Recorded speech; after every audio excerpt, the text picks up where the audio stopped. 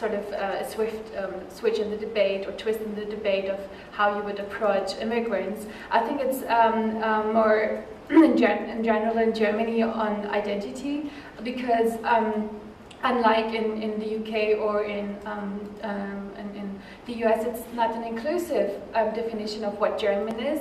It's more of an exclusive definition. So we know what German not is. We know it's not being Turkish, we know it's not being Muslim, but we don't know what it is. So when you ask immigrants to integrate, they're sort of like, okay, what can I do? And yeah, ask a 10-year-old Turkish immigrant child to integrate into German society and would not know what to do. There's no such checklist of, that you can just tick, and then in the end you will be accepted by everyone in that society as a German. Now that we do not have that yet. We do not have a positive definition of what kind of values you have to have, of what kind of things you have to feel, or like speaking German, and these kind of things. We don't have that yet. And so you've briefly touched on the Leitkultur. I think this is I would not agree with Basandini, but I think we in Germany at least have to talk about what we want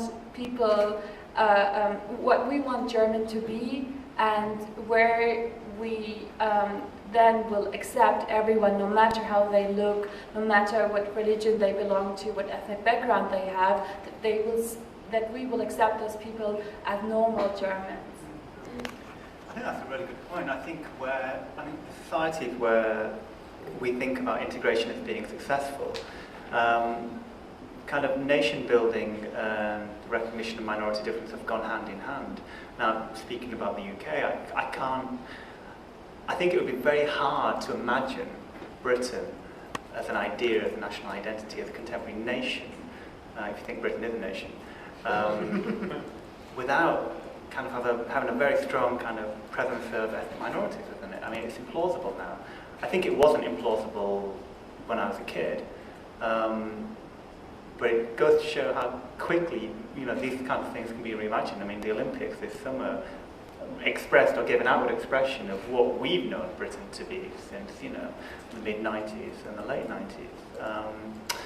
And I guess that's the tension, where there's not an open debate, where certain kind of touchstones of who we are off limits. They're not up for negotiation. In the UK, past experience with migrants prior to people who came from the former colonies after the war, especially the experience of Catholic minorities and Jewish minorities, it really set the scene for certain kinds of modes of integration which have continued to blossom. They haven't been without tension, often conflict, violent conflict in fact, when you think about some of the riots in the early 80s.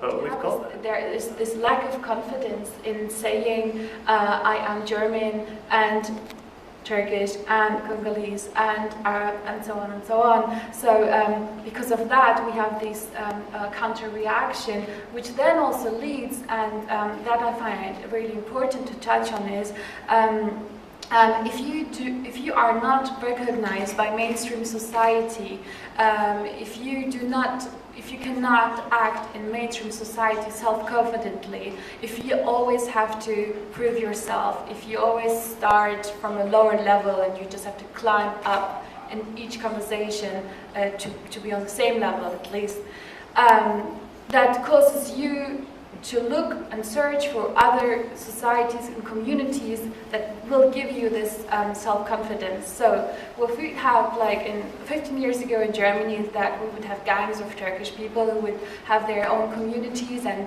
they would have their the way of clothing, they have their way of talking and everything, and this little community gave them self-confidence. What we have now is then radical Muslims who then have this very exclusive understanding of what Islam is or how Muslims should be, and be very harshly proud of being a Muslim, and use this as something that boosts their self-confidence. So by being exclusive, you cause others to look for other ways of boosting their self-confidence, and it causes radicalism.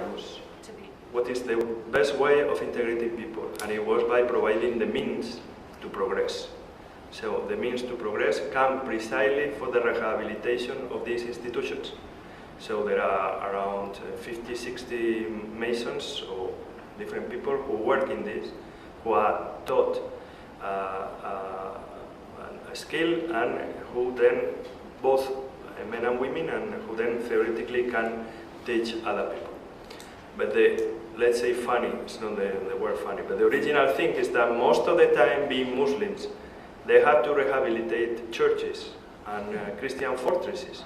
Issues of multiculturalism and Islamophobia are all interlinked with perhaps this economic notion that they are to blame. Rochaya, could you perhaps touch on that for in the case of France, and then if any of you others want to jump in? I think that the use of Islamophobia and of stereotypes against Muslims is a way for politicians to just put the attention to something else, other than the fact that they cannot really act against the economical crisis. And I think that the austerity plans have other effects on the fact that everybody starts to blame the minorities from being guilty of the fact that there are not enough jobs for everyone in France. I think that it has consequences against the Roma community, especially. We've seen last week in Marseille people burning a camp of Roma people themselves without being asked by everyone to do something against them. But because I think that there is an anger in this economical situation against the weakest communities. So I think that in this kind of context, extreme rights parties it gives to them arguments to explain that we should deport foreigners. For example, during when Sarkozy was the president, the former government had quotas of deportation, so he had to deport each year. I think it was like 25,000 people each year. So of course it created racial profiling, because when you have to deport 25,000 of people, you have to control people who look like foreigners, and who look like a foreigner. It's Muslim people, it's black people, Chinese or Asian French people. So it really provoked a rise of racial profiling. So I think that the crisis can affect in this way the racism that exists among the society.